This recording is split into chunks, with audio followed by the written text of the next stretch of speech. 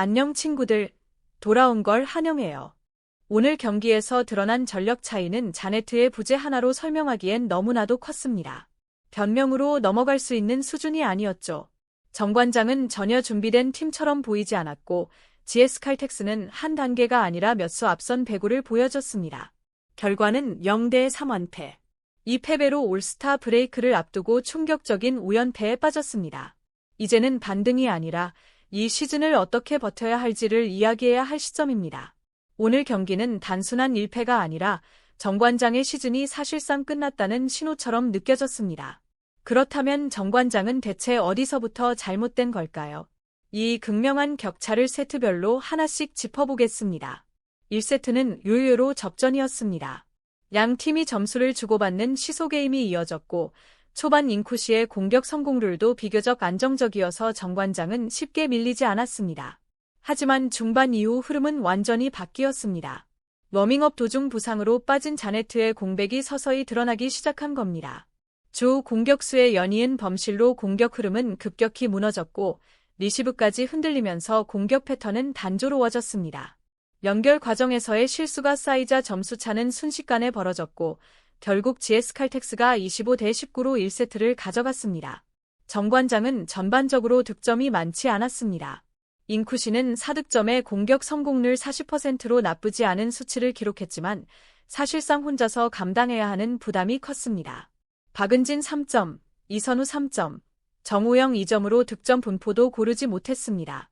특히 자네트가 빠지면서 인쿠시와 이선우가 공격 점유율의 절반을 차지했는데 이선우의 공격 성공률은 12.5%에 그쳤습니다. 박혜민은 초반에만 범실 3개를 기록하며 흐름을 끊었고 결국 빠르게 벤치로 물러났습니다. 반면 GS 칼텍스는 훨씬 안정적이었습니다. 실바가 7점으로 중심을 잡았고 오세연 4점, 레이나 3점이 고르게 득점을 보탰습니다. 여기에 유서연과 최유림까지 각각 2점씩 더하며 공격 루트가 자연스럽게 분산됐습니다. 전체 공격 성공률에서도 두 팀의 격차는 거의 2배 가까이 벌어졌습니다. 결국 1세트는 자네트의 공백과 흔들린 리시브가 만든 차이로 갈렸다고 볼 수 있습니다. 초반은 버텼지만 중반 이후 흐름을 통제할 힘을 완전히 잃었습니다. 2세트 역시 큰 흐름은 다르지 않았습니다. 스코어는 25대 22로 겉보기에는 접전처럼 보였지만 내용은 상당히 냉혹했습니다. 정관장은 범실을 줄이고 보다 안정적인 운영을 시도했지만 문제는 여전히 공격이었습니다. 주 공격수의 공격은 계속해서 GS의 블로킹 벽에 막혔고 뚜렷한 득점 루트를 찾지 못했습니다. 범실 수를 줄였음에도 공격 성공률은 25% 안팎에 머물렀다는 점이 2세트의 본질이었습니다. 2세트 득점은 인쿠시 3점, 박은진 3점, 정호영 4점이 전부였습니다. 점수는 따라붙었지만 경기의 주도권은 끝내 한 번도 정관장 쪽으로 오지 않았습니다. 수치만 놓고 보면 득점이 고르게 분산된 것처럼 보이지만 실제 경기 흐름은 전혀 그렇지 않았습니다. 외국인 선수 자네트의 부재로 생긴 공백은 생각보다 훨씬 컸고 세터 최서연의 선택지는 크게 제한될 수밖에 없었습니다. 결국 공격은 다시 인쿠시 쪽으로 쏠렸고 GS 칼텍스는 이 패턴을 정확히 읽어 인쿠시를 집중적으로 봉쇄했습니다. 인쿠시의 공격은 계속 시도됐지만 대부분 블로킹에 걸리거나 위력이 크게 떨어졌고 공격 성공률은 26%에 머물렀습니다. 반면 GS 칼텍스는 훨씬 여유가 있었습니다. 실바가 7점으로 중심을 잡았고 레이나 4점, 최유림 5점으로 공격이 자연스럽게 분산됐습니다. 특정 선수에게 의존하지 않고 득점을 만들어냈기 때문에 정관장의 수비는 대응하기가 더욱 어려웠습니다.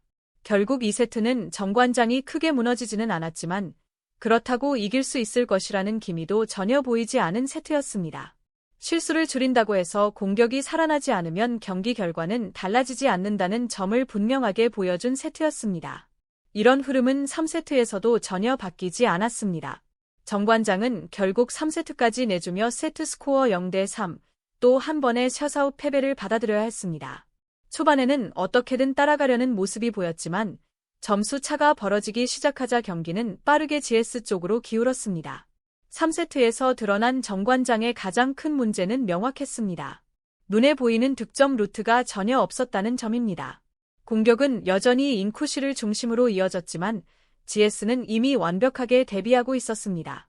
블로킹 타이밍은 정확했고 수비 위치도 안정적이었습니다. 공격이 막히기 시작하자 정관장은 연속 득점을 전혀 만들어내지 못했고 흐름을 되찾을 기회조차 잡지 못했습니다. 리시브 상황도 크게 나아지지 않았습니다. 불안정한 리시브가 반복되면서 세터의 선택지는 더욱 줄어들었고 부담은 고스란히 공격수들에게 넘어갔습니다. 공격은 점점 예측 가능해졌고 GS는 편안하게 수비를 펼칠 수 있었습니다. 범실이 급격히 늘어난 것은 아니었지만 득점이 나오지 않다 보니 점수 차는 서서히 그러나 확실하게 벌어졌습니다. 반대로 GS 칼텍스는 3세트에서도 전혀 흔들리지 않았습니다. 실바를 중심으로 한 공격은 꾸준했고 좌우와 중앙을 고르게 활용하며 안정적으로 점수를 쌓아갔습니다.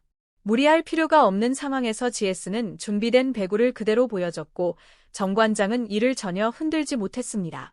결국 3세트는 반전의 기미조차 보이지 않은 채 마무리됐습니다. 자네트의 부재, 외국인 선수 공백, 그리고 제한된 공격 루트 속에서 정관장은 무기력하게 무너졌고 경기는 또 한 번 0대 3완패로 끝났습니다. 결론적으로 오늘 경기는 자네트의 이탈 하나로만 설명할 수 있는 경기가 아니었습니다. 자네트의 부재가 분명 큰 변수였던 것은 사실이지만 그걸 핑계로 삼기에는 팀 전체의 경기력이 너무나도 좋지 않았습니다. 리시브, 공격, 세터 운영, 블로킹 대응, 그리고 무엇보다 팀의 방향성까지 모든 면에서 총체적인 난국을 드러낸 경기였다고 해도 과언이 아닙니다. 가장 먼저 드러난 문제는 공격 구조의 붕괴였습니다. 외국인 선수가 빠진 상황에서 공격 점유율이 인쿠시에게 쏠리는 건 누구나 예상할 수 있는 일이었습니다. 문제는 그 다음이었습니다. 인쿠시가 집중 견제를 받는 상황에서 2옵션, 3옵션이 전혀 작동하지 않았다는 점입니다. 박은진, 정호영, 이선우가 한두 차례 득점에 성공하긴 했지만 흐름을 바꿀 수 있는 공격은 끝내 나오지 않았습니다. 공격 루트가 사실상 하나로 고정되자 GS의 블로킹은 더욱 단단해졌고 정관장의 공격 성공률은 떨어질 수밖에 없었습니다. 세터 운영 역시 쉽지 않았습니다.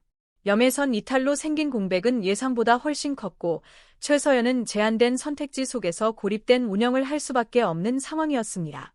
속공은 연결되지 않았고 측면으로 올라가는 토스는 지나치게 뻔해졌습니다. 이를 단순히 세터 개인의 문제라고 보기보다는 현재 팀 상황에서 세터에게 지워지고 있는 부담 자체가 과도하다고 보는 게 더 정확합니다. 리시브가 흔들리고 공격 옵션이 제한된 팀에서 세터가 선택할 수 있는 길은 많지 않습니다.